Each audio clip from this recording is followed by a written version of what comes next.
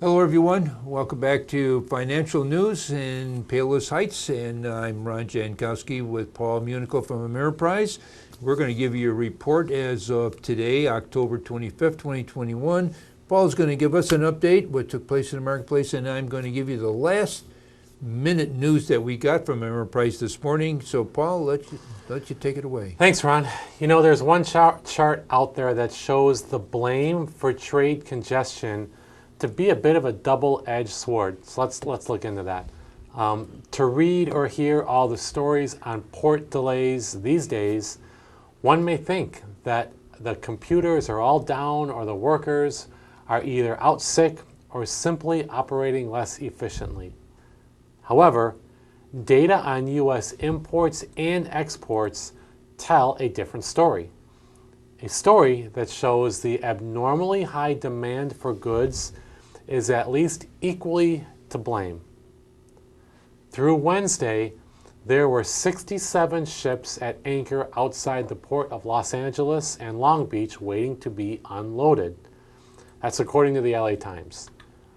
Now, also, the governor issued an executive order for greater coordination on finding open land to store containers and reduce truck traffic weight limits, amongst other measures. Now, these stories make it seem as though the pause button has been hit on global trade. Indeed, ports are clogged with shipping containers, both full and empty, and getting goods inland and on their way to where they need to go remains a significant problem. But the supply side of the equation can only be blamed for so much of this issue. U.S. imports and exports are both well ahead of their prior historical highs.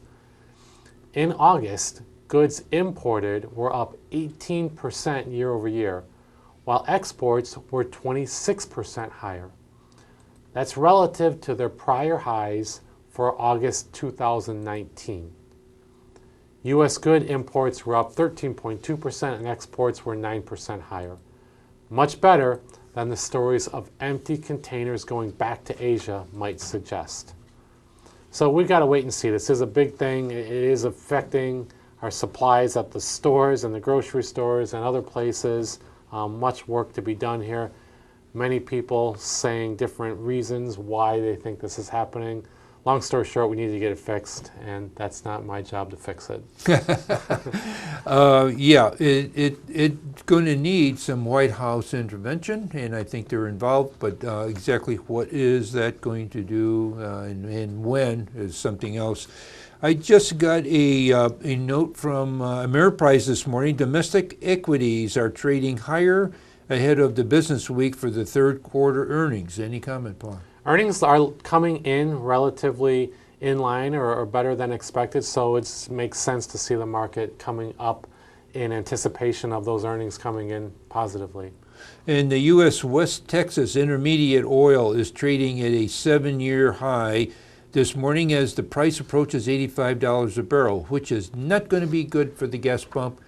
We're going to see an increase there, I'm sure, unless there's some intervention again. And that's the story we keep saying at least the last 3 or 4 weeks. You've been reporting oil every week, higher, higher, higher. And again today, hitting new highs. So, yeah, that's going to have its impact on everyday consumers of gasoline and other anything that uses oil. Oil, yeah, exactly. U.S.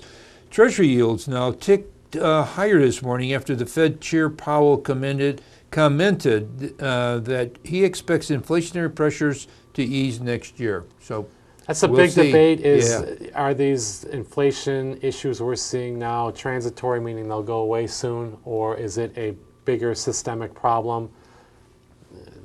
He's the Treasury Secretary, and he just reported his opinion, so we'll see. Yep. Got his gold is firming near $1,800 an ounce as the U.S. dollar index falls toward a 1-month low. So the year-to-date index percentage returns are the S&P 500 is a plus 22%. And the Dow Jones is a plus 18%, and the NASDAQ is a plus 17%, all solid. And it has been that Solid. way. We've been reporting that for weeks and weeks and weeks. Solid, staggering numbers. It's been a nice year for the market if you've been invested in it, and those broad indexes have done very well. Well, stay with us. We'll be right back. We'll be talking to you on our next show called Your Money. Paul will have a topic of interest. Stay with us.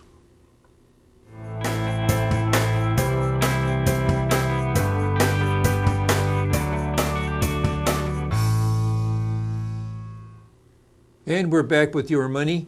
And as I had mentioned, Paul usually has an interesting topic. And the topic today is going to be having an addition to the family and the financial plans that you should have in place. Paul, let it go. It's an exciting and stressful time in your life. You experienced it, Ron, so have I. We have Yep. kids, and Yep. it's happy, it's exciting, it's nerve-wracking, it's all the above.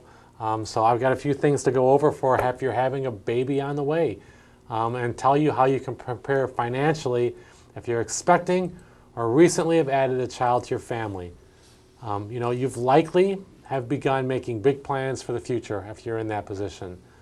But one of the most important aspects to consider while preparing for your new arrival is how your financial habits, responsibilities, and goals might change. So today we're going to go over 7 things that you should consider.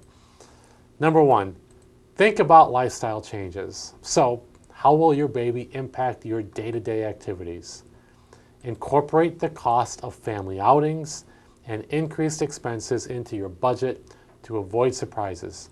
Keep in mind that supporting your children in their hobbies such as travel, soccer, music lessons, or private coaching may take an additional investment. If your ideal lifestyle involves a new car or home, maybe consult with a financial professional about the pros and cons of making the move today or further down the road. Number 2, consider child care expenses. Care.com's 2021 Cost of Care survey found that more than 3/4 of parents in the U.S.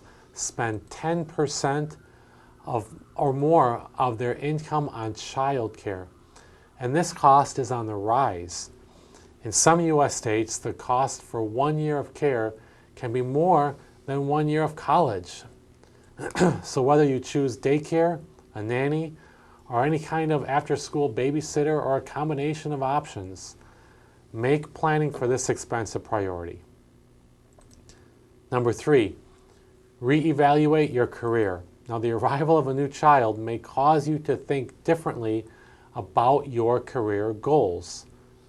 Perhaps you want to earn a promotion, seek a job with a higher salary or better benefits, or pursue continuing education. But maybe you or your spouse are ready to reduce your hours or become a stay-at-home parent. If you're thinking about changing your job status, evaluate how the move may affect your paycheck, retirement savings, and those benefits. Point number 4, prepare for tuition. While the cost of childcare may decrease if you choose to send your child to public school, private elementary or secondary school often comes with a price tag. Furthermore, the cost of college continues to rise at a pace faster than inflation. Tax reform expanded the use of 529 College Savings Plan. That's a saving option most commonly used for higher education expenses.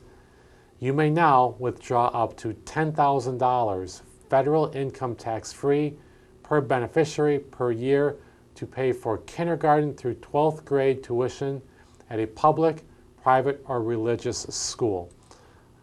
And if funding college tuition is important to you, know it's never too early to start savings. Point number 5, prepare for the unexpected. Unexpected events can affect your finances at any time. Resolve to build or maintain an emergency fund that could cover 3 to 6 months of expenses, in addition to prioritizing your retirement savings.